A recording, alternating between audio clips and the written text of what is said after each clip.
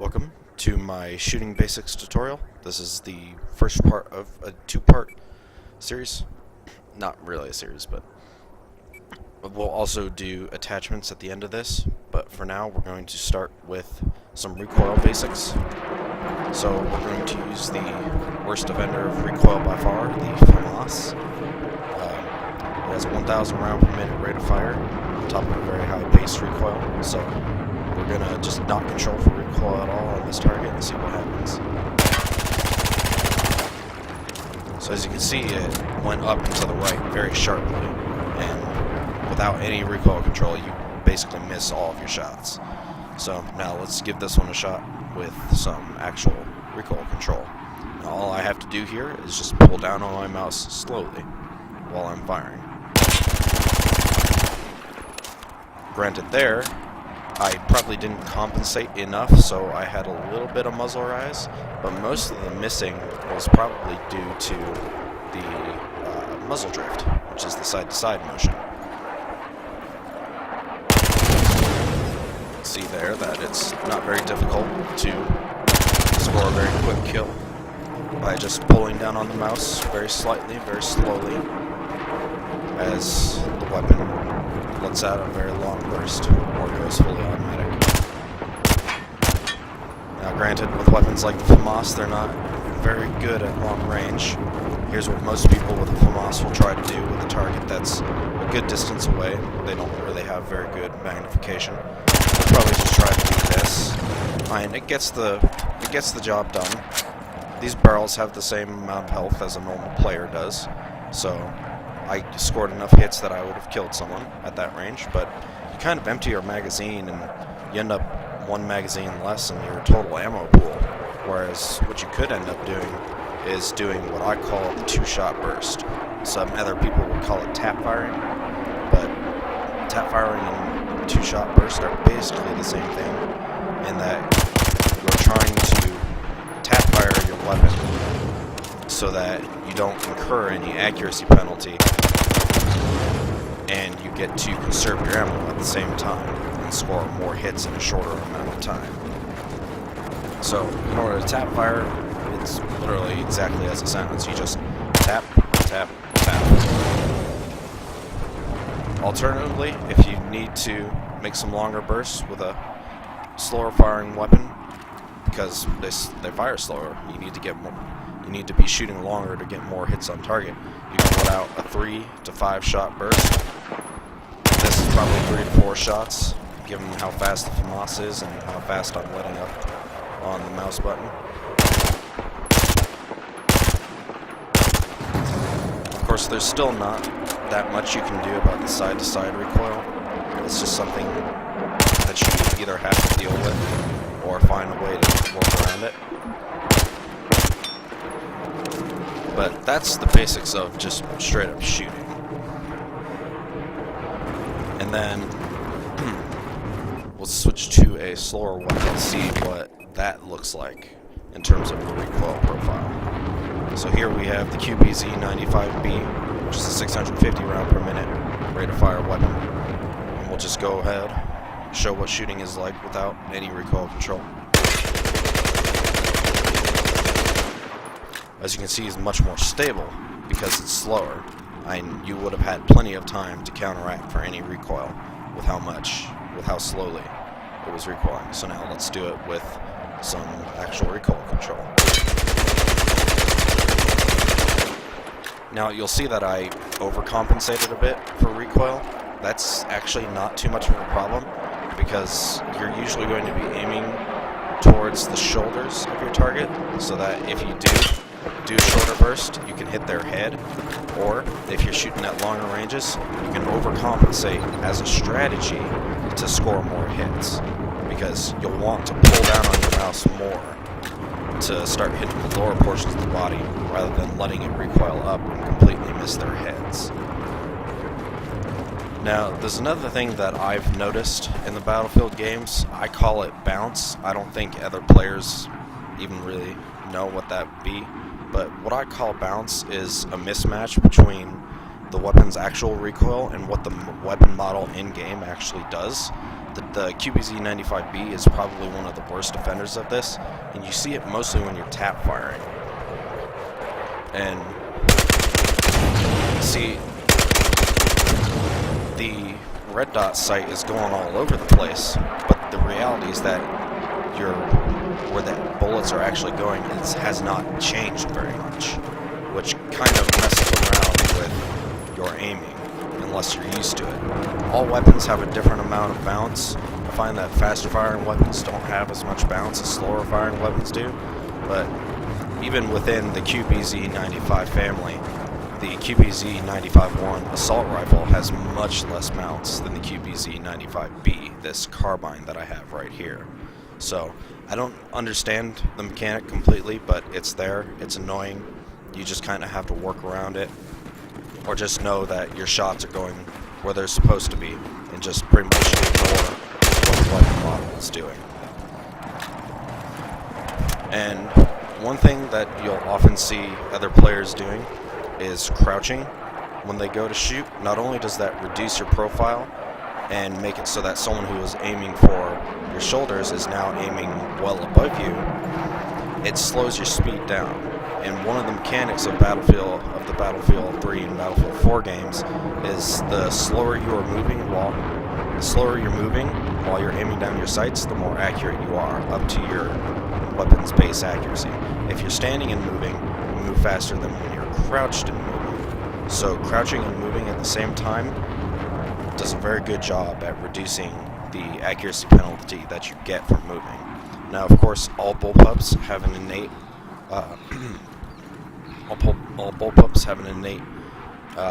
firing on the move bonus. You usually don't have to worry about crouching while you're shooting and moving at the same time, but it's always helpful to do it. It's just an avoidance technique as well as a accuracy technique. So then we'll move on to the attachments section of this, and we'll go ahead and look at the M16A4, which I probably have set up correctly for a long range. This is just an example of a long range setup that I have for the M16A4 using a good long range optic. The 3.4X's are good for medium to close range. They're a little tougher to use at close range than any of the regular close range optics would be, but they're better than an ACOG or the JGM or the PSO if you're going for close range combat. If you're going for mid to long range, a 4X will definitely do you better than a 3.4. Now, with the close range sights, I want to do a little time talking about them. Let me switch to the QBZ-95 that actually has most of the unlocks. The red dot sights are there for more close quarters sort of stuff, while the hollows are more for the magnifiers, which is under the accessories. I'll get to the magnifier later. But the red dot sights are generally more open. They obscure less of your view. They're just very easy to use. And they're not very hard to use at all in close quarters. The hollow sights block more of your view, but that's actually kind of a plus sometimes when you're trying to aim at targets that are a bit farther away, especially when you're using the magnifier. The infrared night vision and FLIR sights I don't really mess around much with because they have a limit to their range, which means they're basically useless beyond close quarters, and if you're at close quarters you might as well just be using one of the red dot sights and then just use the red dot for longer ranges if you need to. So we'll move on to the accessories. You have the canted iron sights, which are a fairly decent addition if you're using some of the longer range scopes. If you're using a reflex optic, you obviously you don't need the iron sights, but there is one penalty associated with the canted iron sights in that they are slower to bring up than a reflex sight will be. So you just need to keep that in mind. If you're going to come around a corner, make sure you start aiming before you come around the corner, because you cannot bring the canteds up as fast. The magnifier does exactly what it says. It just multiplies whatever 1x sight you have by 2. It does not work for the medium range sights, so don't think you can get an 8x just by putting a magnifier in front of it, because it won't let you have those. The flashlights are all exactly the same. All they do is just create a bit of light let you see into dark corners better, but I usually don't find that to be an issue at all. And then you have the laser sights, which are basically all the same. Their differences are almost all cosmetic, except for the green laser sight. The green laser sight has a tendency to blind targets better than the tri-beam and regular laser sight, but you're generally not going to be relying on your laser sight blinding someone. It's not as bad as it was in Battlefield 3. So I would probably just stick with the regular laser sight because it's not as noticeable around corners as the tri-beam is. You might find the tri-beam easier to use yourself, but enemies can see the tri-beam much easier than the regular laser sight. That's just the key thing to remember about laser sights, is that other players can see where you're aiming that laser sight. So if you're going to use the laser sights, try not to point them around your corner, because people that are around that corner can just look at the wall that's opposite to you and see that you're looking at that corner. So just try not either point your laser sight at the ground as much as you can, or place it onto the inside of your corner so that you don't let someone on the other side of that corner don't let that person know that you're coming. So then we move on to the barrel attachments. First we have the two more useful barrel attachments, the muzzle brake and the compensator. The muzzle brake reduces vertical recoil at the cost of increasing the accuracy penalty per shot. It says that it gives a straight 30% penalty to accuracy, but just like the stats thing down here, they lie pretty much completely. These stat bars down here mean absolutely nothing, and this description doesn't actually tell you the whole story. It does not decrease your overall accuracy, it just decreases how accurate your weapon is going to be over longer bursts. But granted, if you're going to be using a longer burst, you're either at close range or you should be using short bursts at long range. So generally, you can ignore the accuracy penalty of a muzzle brake or compensator. And speaking of the compensator, all it does is reduce the side-to-side recoil of your weapon. So if you have a weapon that has a lot of side-to-side recoil, you can reference my weapons analysis article at the Teamplayer Gaming forums. If a weapon has a high side-to-side recoil, you can put a compensator on it, and that'll let you get more hits on target. Then you have the flash hider. The flash hider does absolutely nothing except hide your flash, which is kind of useful at longer range. It makes it harder for people to spot where you are, spot where you're firing from.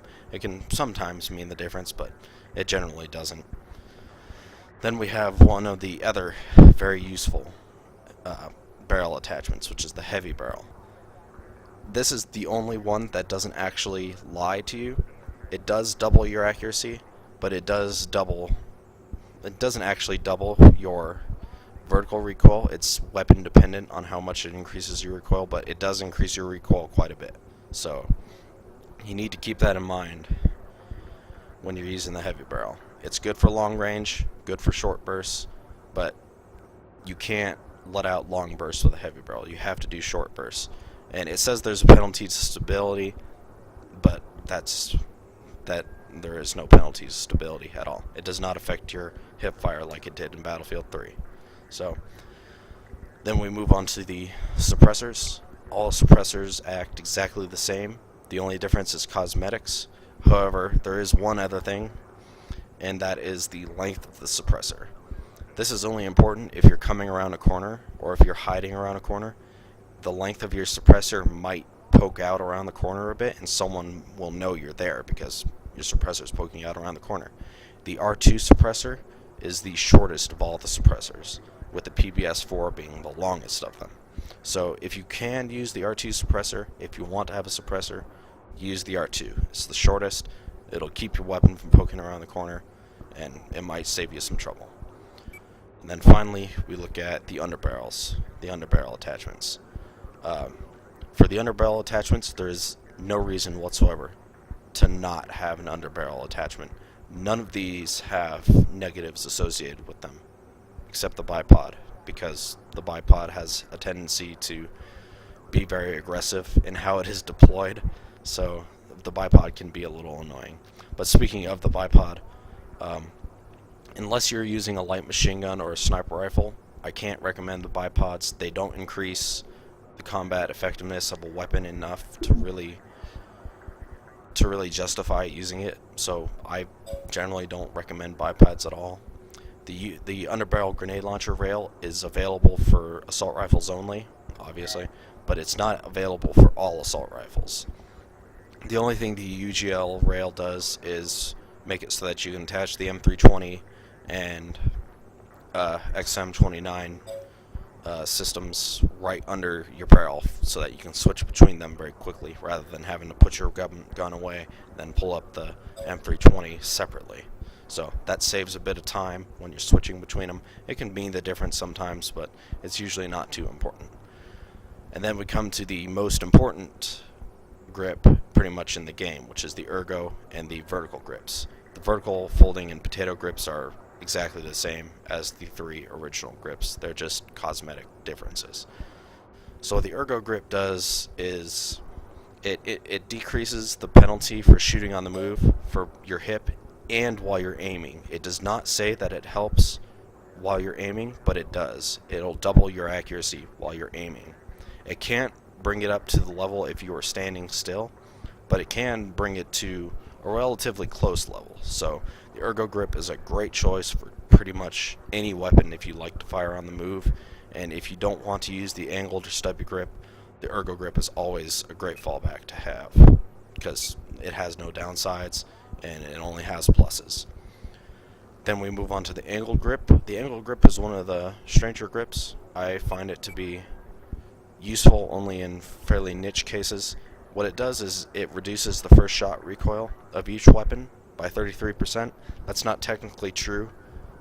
It decreases the first shot recoil penalty by a different amount per weapon, but Simthic has all that data. I don't have it memorized. I look it up whenever I need to, but I actually find the angled grip to be useful for faster firing weapons if you need to use them at medium range, because their high recoil multiplied by a high first shot recoil multiplier can be really disastrous to making long range shots with fast firing weapons. So sometimes an angled grip actually proves to be useful. Sometimes with a weapon that you just really want to be accurate at range, that you don't have to worry too much about tap firing with, the angled grip can kind of reduce that first shot recoil penalty that you get every time that you tap fire. So the angled grip is pretty useful in some cases, but it's usually relegated to medium and long range engagements. And then we have one of the least common grips, the stubby grip. All that the stubby grip does is reduce the penalty of accuracy per shot that's made. So all weapons per consecutive shot, they lose more and more accuracy. The stubby grip just helps retard that a bit. But what I think the stubby grip was actually intended for is in combination with the muzzle brake and the compensator, because they increase that penalty. The stubby grip decreases that penalty. So you can use them in combination with each other to kind of retain your accuracy while gaining the benefits of the muzzle brake and compensator.